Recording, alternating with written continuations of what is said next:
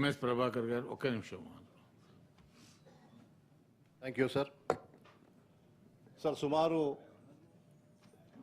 17,000 మంది ఈరోజు ration dealers మన రాష్ట్రంలో ఉన్నారు. Subjected to correction approximately. హైదరాబాద్కి వచ్చేవరకు, because I confine to only Hyderabad sir, because I belong to Hyderabad. So before I proceed further, I would like to thank Honorable Minister for writing a letters to all of us and seeking our opinion. Dankosam, I'm thankful to you, sir, because this is a good tradition and you have started, because in the past 10 years we have not seen this kind of situation. But I would like to congratulate you and thank you, sir. Sir, as far as the ration shop is concerned, Mukyanga Hyderabad lo, sir, we have 9 circles and each circle we have 100 dealers. And approximately we have 900 dealers in Hyderabad. Out of 900, I think 600 and 700 is functioning and rest of them are not functioning. So the dealers ఒక ఆవేదన ఏదంటే sir, ఇప్పుడు రవీందర్ గారు చెప్పినట్టు godown point నుంచి వాళ్ళకి ration point వచ్చే వరకు ఏదైతే షార్టేజ్ వస్తుందో ఆ షార్టేజ్ వల్ల మాకు నష్టం జరుగుతూ ఉందండి. యాక్చువల్గా ఏదంటే సార్, దీంట్లో అర్బన్ ఏరియాకి రూరల్ ఏరియాకి మీరు వ్యత్యాసం ఉంది. You cannot take every one into consideration. ఎందుకంటే అర్బన్ ఏరియాలో వాళ్ళకి ఎక్స్పెండిచర్ చాలా ఎక్కువ ఉంటుంది అధ్యక్ష. ఒక మల్గి తీసుకోవాలంటే 10,000 to 15,000, ఒక మనిషిని పెట్టాలంటే ఒక 10,000. ఆ రేషన్ షాప్కి వాళ్ళకి వచ్చే కమిషన్ ఒక 25,000 రూపాయలు కమిషన్ వస్తే వానికి ఖర్చు 35,000 రూపాయలు అవుతూ ఉన్నాయి.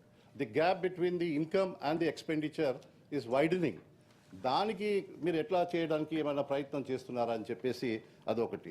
ఇంకోటి ఏంటి సార్, వాళ్ళు అడిగేది ఏంటంటే, మాకు ఈ రేషన్ మాకు బర్డన్ అంతా కూడా ఈ రెంటెడ్కి వెళ్ళిపోతూ ఉంది. కాబట్టి గవర్నమెంట్ ప్రాపర్టీస్ ఏవైతే ఉన్నాయో, కమ్యూనిటీ హాల్స్ కానీ ఏవైనా అలాంటివి మాకు అలాట్మెంట్ చేస్తే దాని ద్వారా మేము పబ్లిక్కి ఇవ్వడానికి అవసరం ఉంటుందని చెప్పి చెప్తా ఉన్నారు.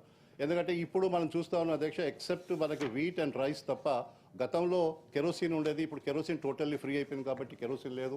దాంట్లో వల్ల పామ్ ఆయిల్ ఉండేది, పామ్ ఆయిల్ లేదు. దెన్ అదే పల్సెస్ ఉండేది, ఇవన్నీ కూడా లేవు. ఇప్పుడు only we're focusing on rice and wheat, because staple food is రైసే కాబట్టి ఓన్లీ రైస్ ఎక్కువ మనం ఇస్తూ ఉన్నాం ఇక్కడ. సో దానివల్ల కూడా వాళ్ళకి ఇది ఈ లాస్ ఆఫ్ ప్రోడక్ట్ వల్ల మాకు నష్టం జరుగుతుందని వాళ్ళు చెప్తా ఉన్నారు. వాళ్ళు రిక్వెస్ట్ ఏం చేస్తున్నారంటే, మీరు దీనివల్ల మాకు వచ్చే కమిషన్ తక్కువ ఉంది కాబట్టి మేము వేరే ప్రోడక్ట్స్కి అమ్ముకుంటామని చెప్పి, లైక్ ఆయిల్స్ కానీ, పల్సెస్ కానీ, ఉప్పు కానీ, పప్పు కానీ మేము అమ్ముకుంటామంటున్నారు. ప్రభుత్వం దానికి అంగీకరిస్తలేదు. వాళ్ళకి కాదు, ఇదే అమ్మాలా, మీరు ఇంత కమిషన్తోనే ఉండాలంటున్నారు. వారికి ఆ వెసులుబాటు ఇస్తే, కనీసం వేరే ప్రోడక్ట్స్ అమ్మడానికి వాళ్ళకి ఇస్తే కొంచెం వాళ్ళకి ఆర్థికంగా వాళ్ళకి వచ్చే లాభాలు వస్తుందని చెప్పి నేను భావిస్తూ ఉన్నాను అధ్యక్ష. అదేవిధంగా ఇన్సూరెన్స్ వాళ్ళందరికీ నార్మల్గా చాలామంది పాపం వాళ్ళు చనిపోతూ ఉంటారు, వాళ్ళంతా కూడా సేవ చేస్తూ ఉన్నారు. It is only a service to the people. అదేం పెద్దగా మన కమర్షియల్గా కాకుండా service to the people. So when they are doing service to the society, మన ప్రభుత్వం ద్వారా వాళ్ళకి ఏమైనా ఇన్సూరెన్స్ ఇచ్చే ప్రపోజల్ ఏమైనా ఉందా?